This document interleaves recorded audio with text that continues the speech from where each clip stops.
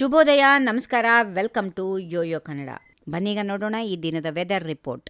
ಡಿಟ್ವಾ ಚಂಡಮಾರುತ ಎಫೆಕ್ಟ್ ಕರ್ನಾಟಕಕ್ಕೂ ತಟ್ಟಿದೆ. ರಾಜ್ಯದಲ್ಲಿ ಇನ್ನು 3 ದಿನಗಳ ಕಾಲ ಮಳೆಯ ಮುನ್ಸೂಚನೆಯನ್ನ ನೀಡಲಾಗಿದೆ. ಬೆಂಗಳೂರು ಸೇರಿದಂತೆ ರಾಜ್ಯದ ಕೆಲವು ಕಡೆ ಹಗುರದಿಂದ ಹೆಚ್ಚಿನ ಮಳೆ ಆಗುವ ಸಾಧ್ಯತೆಗಳು ಇವೆ ಎಂದು ಮುನ್ಸೂಚನೆಯಲ್ಲಿ ತಿಳಿಸಲಾಗಿದೆ. ಜೊತೆಗೆ ಹಗಲಿನಲ್ಲಿ ಗರಿಷ್ಠ ಉಷ್ಣಾಂಶ ಗಣನೀಯವಾಗಿ ಇಳಿಮುಖ ಆಗುವ ಸಾಧ್ಯತೆಗಳು ಇವೆ ಎಂದು ತಿಳಿಸಲಾಗಿದೆ. ಬಂಗಾಳ ಉಪಸಾಗರದ ನೈಋತ್ಯ ಭಾಗದಲ್ಲಿ ದಿಟ್ವಾ ಚಂಡಮಾರುತ ಚಲಿಸುತ್ತಾ ಇರೋದ್ರಿಂದ ಕರ್ನಾಟಕದ ದಕ್ಷಿಣ ಹಾಗೂ ಕರಾವಳಿ ಜಿಲ್ಲೆಗಳಲ್ಲಿ ಮಳೆ ಬೀಳುವ ಸಾಧ್ಯತೆಗಳಿವೆ. ದಕ್ಷಿಣ ಒಳನಾಡು ಕರಾವಳಿ ಜಿಲ್ಲೆಗಳಿಗೆ ಹಗುರ ಮಳೆಯ ಮುನ್ಸೂಚನೆ ನೀಡಿದ್ರೆ ಬಳ್ಳಾರಿ, ಚಿತ್ರದುರ್ಗ, ದಾವಣಗೆರೆ, ತುಮಕೂರು, ಚಿಕ್ಕಬಳ್ಳಾಪುರ, ಕೋಲಾರ, ಬೆಂಗಳೂರು, ರಾಮನಗರ, ಮಂಡ್ಯ, ಮೈಸೂರು, ಚಾಮರಾಜನಗರ, ಕೊಡಗು, ಹಾಸನ, ದಕ್ಷಿಣ ಕನ್ನಡ, ಉಡುಪಿಯ ಕೆಲವು ಕಡೆ ಸಾಧಾರಣ ಮಳೆಯಾಗಲಿದೆ ಎಂದು ತಿಳಿಸಿದೆ. ಅಷ್ಟೇ ಅಲ್ಲದೆ ಮುಂದಿನ 3 ದಿನಗಳ ಕಾಲ ಚಳಿಯ ವಾತಾವರಣ ಮುಂದುವರಿಯಲಿದೆ. ಬೆಂಗಳೂರಲ್ಲಿ ಗರಿಷ್ಠ ಉಷ್ಣಾಂಶ 22 ಡಿಗ್ರಿ ಸೆಲ್ಸಿಯಸ್ ಹಾಗೂ ಕನಿಷ್ಠ ಉಷ್ಣಾಂಶ 18 ಡಿಗ್ರಿ ಸೆಲ್ಸಿಯಸ್ ಇರಲಿದೆ. ಈ ರೀತಿಯಾಗಿ ಬೆಂಗಳೂರು ಹವಾಮಾನ ಇಲಾಖೆ ಮಾಹಿತಿ ನೀಡಿದೆ. ಬೆಂಗಳೂರು ಮತ್ತು ಸುತ್ತಮುತ್ತಲಿನ ಪ್ರದೇಶಗಳಲ್ಲಿ ಮುಂದಿನ 24 ಗಂಟೆಗಳವರೆಗೆ ಸಾಮಾನ್ಯವಾಗಿ ಮೋಡ ಕವಿದ ವಾತಾವರಣ ಇರಲಿದ್ದು ಹಗುರದಿಂದ ಮಧ್ಯಮ ಮಳೆಯಾಗುವ ಸಾಧ್ಯತೆಗಳಿವೆ. ಕೆಲವು ಪ್ರದೇಶಗಳಲ್ಲಿ ಬೆಳಗಿನ ಜಾವ ಮಂಜು ಬೀಳುವ ಸಾಧ್ಯತೆಗಳು ಇದ್ದು